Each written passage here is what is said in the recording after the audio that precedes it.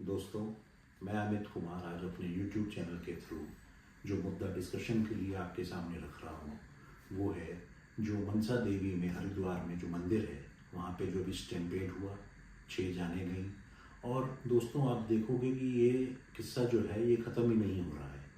Religious places की जो management है वो इस कदर बेहाली में है कि आप आए सवेर ये सुनते रहते हैं। आपने पीछे देखा होगा कुंभ मेला हुआ, करोड़ों रुपए उसके अंदर लगाए गए। एडमिनिस्ट्रेशन कोई ख़राब नहीं था, जो लोग गए वहाँ पर, लेकिन ये जरूर हुआ कि वहाँ पे भी स्टैम्पेड हुआ और ना जाने कितने गवर्नमेंट ने हालांकि 30-32 लोगों का हवाला दिया जिनकी जान गई, लेकिन कुछ और चैनल्स ने कहा कि नहीं साहब ज़्यादा गई है, इसमें ज़्यादा मौत हुई है। दोस्तों आपको याद होगा एक हमारे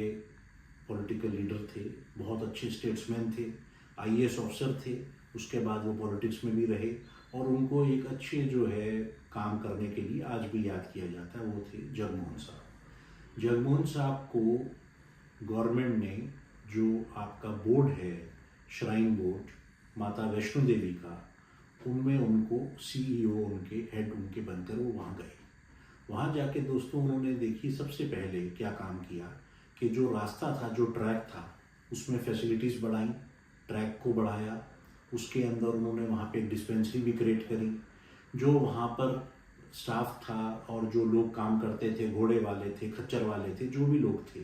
पिट्ठू थे, उनकी वहाँ पे जो एक बेसिक डिग्निटी ऑफ लाइफ होनी चाहिए, जो एक बेसिक पे होनी चाहिए गवर्नमेंट के हिसाब से, वो उनके लिए निर्धारित करी। वहाँ पर उन्होंने एक छोड़ छोड़ के थोड़े थोड़े रास्तों में कुछ खाने पीने की व्यवस्था, दुकानें उस तरीके से बसाई और एक इतना अच्छा मैनेजमेंट हो गया कि कई बार ऐसा होता है कि वहाँ पे थ्रेट आई, बॉम्ब थ्रेट आई, तो उन्होंने यहाँ तक कह दिया कि जो प्रसाद है वो अंदर नहीं जाएगा, पूरा ट्रैक बनेगा, प्रॉपर टाइमिंग्स उन्होंने उसके लिए जो आपके व्यवस्था है अंदर जाने की, और पूरी व्यवस्था ऐसी बढ़िया बनाई। बहुत सारी धर्मशालाएं बनाई, धर्मशालाएं अब भी बढ़ रही हैं और अब तो बात ये भी आती है कि उसके अंदर वो एक रोपवे भी बनाने की बात कर रहे हैं, जिसको कि हालांकि अभी प्रोटेस्ट कर रहे हैं। तो दोस्तों मेरा ये कहना है कि जब हम रिलीजियस प्लेसेस की बात करते हैं, वहाँ की एडमिनिस्ट्रेशन की बात करते हैं, तो ऐसा क्यों होता है कि हमें ये लगता है कि भाई इसके अंदर जो लोग ट्रस्टीज़ हैं, जो मैनेजिंग कमेटी हैं, वो लोग सिर्फ पैसा कमाने के लिए बैठे हुए हैं और जो आम आदमी है जो वहाँ दर्शन करने जाता है उसके अंदर भी बहुत फ़र्क आता है कि जो सेलिब्रिटी है उनको स्पेशल दर्शन मिल जाता है, जल्दी मिल जाता है, लाइन में नहीं खड़ा होना पड़ता, और जो आम आदमी है वो धक्के भी खाता है और उसको इस तरीके से लगता है कि भाई मेरे रिलीजियस सेंटिमेंट्स हैं, मुझे तो जाना है। लेकिन अगर जाना है तो वहाँ पे व्यवस्था तो होनी चाहिए, ये ना हो कि स्टैम्पेड हो जाए। अब अगर स्टैम्पेड होता है तो उसके अंदर ऐसा क्यों होता है कि वो स्टैम्पेड को जो कंट्रोल करना चाहिए मैनेजमेंट को, जो वहाँ पे निर्धारित जो एक श्रद्धालु जाते हैं उनको ये बताया जाए कि भाई वो आपका डिजिटल मैपिंग टाइप इस टाइप कुछ हम करेंगे, उसके अंदर आपको प्रॉपर जो है समय बताया जाएगा कि आपका समय का जो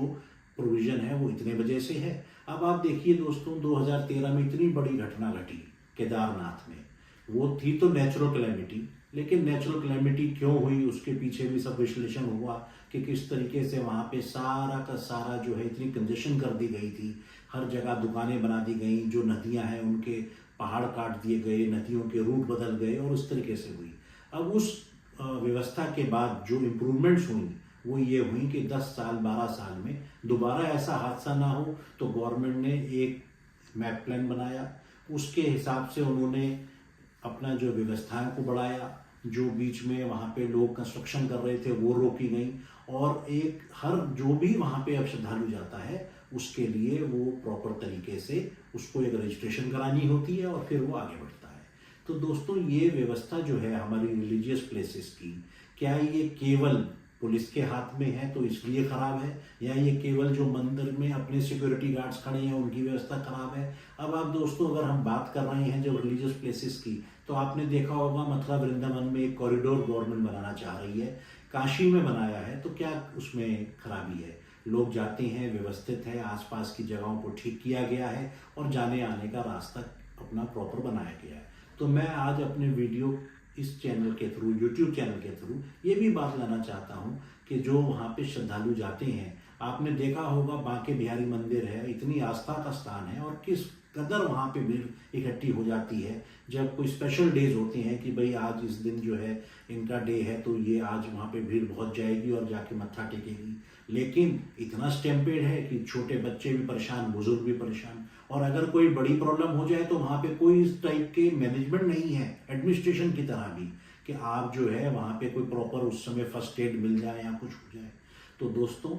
जहाँ तक रिलीजियस सेंटिमेंट्स की बात है, ये हमारा जो देश है वो एक रिलीजियसली इंक्लाइन देश है और आज से नहीं हज़ारों साल से बड़े बड़े मंदिर हैं। जो यहाँ पे पूजा करने की व्यवस्था है वो विस्तृत है। तो हमें अगर रिलीजियस प्लेसेस को सिक्योर और बेटर बनाना है तो हमें मित्रों मिलके कुछ ना कुछ एक ऐसा स्ट्रेटजी, एक ऐसा हमें मिलके कोई ना कोई घोषणा, एक पत्र तैयार करना चाहिए जहाँ पर कि गवर्नमेंट, जो वहाँ के पंडित लोग हैं, जो वहाँ के मैनेजमेंट हैं, ट्रस्टीज़ हैं, वो साथ में बैठें, श्रद्धालुओं से भी अपना लें कि आपको किस व्यवस्था से परेशानी हुई, आपके किस तरीके से हम कन्वीनियंस को बढ़ा सकते हैं, आपका जो हमारा जो विजिटिंग टाइम है उसके अंदर निर्धारित टाइम के अंदर आपको हम अपना किस तरीके से दर्शन करा सकते हैं, जिससे कि आने में, वहाँ पहुँचने में और वहाँ रहने में और प्रभु के दर्शन करने में कोई अपने आस्था के मामले में किसी भी प्रकार की अड़चन ना आए। तो दोस्तों, ये मेरा आज का जो टॉपिक था, मैं सोचता हूँ कि आप भी इसमें अपने कमेंट्स मुझे देंगे और किस तरीके से ये रिलीजियस प्लेसेस में, आस्थाओं की जगहों में इस तरीके से जो जाता है वो बहुत एक अपनी आस्था से जाता है, उसको वहाँ पर ऐसी अव्यवस्थाएं ना मिलें कि उसकी बेचारे की जान ही चली जाए। तो ऐसा नहीं होना चाहिए। तो दोस्तों, मिलके इस बारे में हमें कुछ सोचना चाहिए और करना चाहिए। बहुत बहुत शुक्रिया।